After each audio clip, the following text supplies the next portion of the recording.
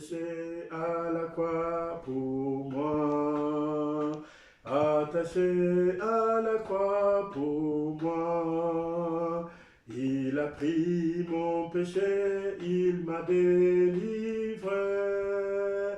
Attaché à la croix pour moi. Voilà, voilà, voilà. Bonjour frères et sœurs. Ici c'est votre frère évangéliste Benz. Je suis venu de nouveau aujourd'hui pour vous dire bonjour. Je suis en train de faire cette vidéo pour pouvoir consoler les âmes perdues, pour pouvoir édifier l'église de Dieu, l'église de Christ et le corps du Christ. Et simplement ce matin, nous voulons voir les Écritures dans le livre des Romains, chapitre 10, verset 9. La Bible dit, je lis au nom de Jésus, si tu confesses de ta bouche le Seigneur Jésus, et si tu crois dans ton cœur que Dieu l'a ressuscité de mort, tu seras sauvé. Bien aimé, la Bible dit de croire en Jésus. La Bible dit de confesser en Jésus dans ta bouche que Jésus-Christ est le Seigneur, et si tu crois dans ton cœur que Dieu l'a ressuscité de mort, tu seras sauvé. Dieu nous demande la croyance. Dieu nous demande de croire en lui. Dieu nous demande de lui accepter. C'était son Fils sauveur, Jésus-Christ. C'est lui qui est venu pour sauver l'humanité tout entière. Lorsqu'on croit en Jésus-Christ, la Bible dit, on parvient à la justice de Dieu. Et la Bible dira encore, car c'est en croyant du cœur qu'on parvient à la justice. Et c'est en confessant de la bouche qu'on parvient au salut, selon ce qui dit l'Écriture. Verset 11, quiconque croit en lui ne sera point confus. Donc si tu crois en Jésus, tu n'es pas confondu. Tu ne seras pas couvert de honte. Crois seulement en Jésus comme ton Seigneur et Sauveur. Accepte-le comme ton Sauveur. Accepte-le comme unique Dieu, Fils de Dieu qui est venu dans ce monde. Il s'appelle Jésus-Christ. Jésus, c'est notre Sauveur. Jésus, c'est notre tout, c'est notre fondement. Jésus, c'est notre pierre angulaire. La pierre qui a été rejetée par celui qui baptise, elle est devenue la principale des langues. C'est Jésus-Christ. Et la Bible dira dans le livre des Actes des Apôtres, alléluia, gloire au Seigneur. Actes des Apôtres, bien-aimés frères et sœurs, chapitre 4. Actes des Apôtres, chapitre 4. Nous allons voir le verset 12. Verset 12, la Bible dit, « Il n'y a de salut en aucun autre, car il n'y a sous le ciel aucun autre nom qui ait été donné parmi les hommes par lesquels nous devions être sauvés. » Il n'y a de salut en aucun autre sur la terre. Ça veut dire que le salut se trouve en Jésus. Si tu acceptes Jésus-Christ comme ton Seigneur et Sauveur, alors tu parviens au salut.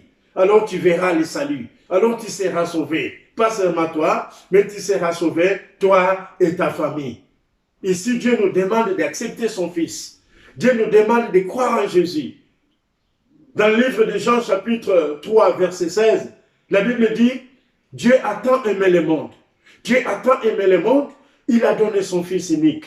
Et quiconque croit en lui ne périsse point, mais qu'il ait la vie éternelle. Ça veut dire, bien aimés frères et sœurs, Dieu nous offre la vie éternelle. Dieu nous donne la vie éternelle, mais à condition d'accepter son Fils, à condition d'accepter son envoyé, Jésus-Christ qui est venu sur la terre. Et c'est lui-là qui peut nous sauver. Si nous acceptons Jésus comme notre Seigneur et notre Sauveur. Alléluia. Le salut vient de la croyance. Et quand on croit en Christ, et quand on croit dans notre cœur, de tout notre cœur, que Dieu l'a envoyé comme sauveur, nous serons sauvés. Alléluia. Jésus-Christ, c'est celui qui peut sauver les âmes perdues. Jésus-Christ est venu pour sauver l'humanité tout entière. Jésus-Christ est venu pour sauver les âmes perdues dans la maison d'Israël. Jésus-Christ est venu chercher ceux qui sont perdus. Jésus-Christ est venu sauver le monde. Jésus-Christ est venu sauver les malades. Jésus-Christ est venu sauver tous ceux qui sont dans la souffrance. Aujourd'hui, le monde plaît. Aujourd'hui, le monde cherche qui peut les sauver.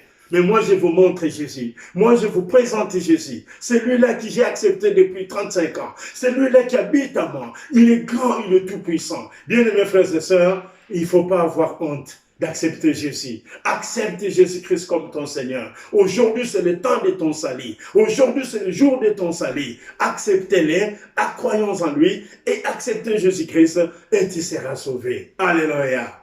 Alléluia. Gloire au Seigneur. Gloire au Seigneur.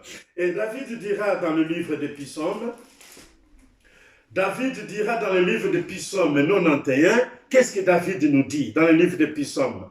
Ici, David dira protection de toute suffisance de Dieu. Celui qui demeure sous l'abri du Très-Haut repose à l'ombre du Tout-Puissant. Alléluia. Je dis à l'Éternel, tu es mon refuge et ma forteresse, mon Dieu à qui je me confie. Bien-aimés, c'est le moment de nous confier en Jésus. C'est le moment d'embrasser Jésus. C'est le moment. Verset 3 nous dira, car c'est lui qui te délivre du filet de l'oiseleur, de la peste et de ses ravages. Ici, nous voyons, la Bible nous dit, Dieu est capable de nous délivrer devant les filets de l'oiseleur. Qu'est-ce que ça signifie, le filet de l'oiseleur? Qu'est-ce que signifie la peste de ses ravages? Filet de l'oiseleur, ça signifie maladie. La peste de toutes les choses qu'on voit aujourd'hui. Et c'est ça qu'on appelle filet de l'oiseleur. Je peux dire comme coronavirus, ça ressemble aussi comme un filet de l'oiseleur. Comme un fléau. Comme une maladie, une peste qui peut détruire le monde, qui commence déjà à détruire le monde. Mais si nous avons Jésus, Jésus-Christ est là pour nous sauver. Crois en Jésus, bien-aimé. Jésus est ton unique sauveur. Jésus, c'est ton unique sauveur. Quitte à toi de croire en lui, quitte à toi d'accepter lui comme ton Seigneur et ton sauveur. Il nous couvrira de ses plumes. Dieu va nous couvrir de ses plumes.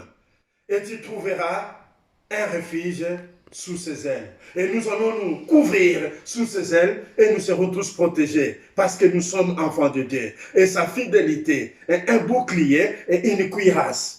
Sa fidélité, c'est un bouclier. Lorsque nous sommes en Jésus, nous sommes bouclés, nous sommes protégés. Jésus-Christ, c'est notre sauveur.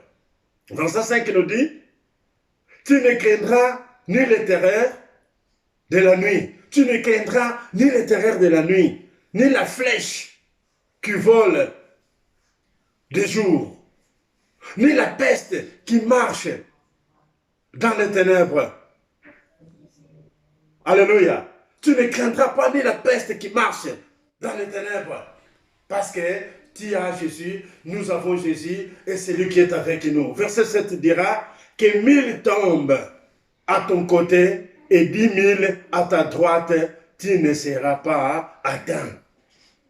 Que 1000 tombent à ta gauche et que 1000 tombent à ta droite, tu ne seras pas atteint.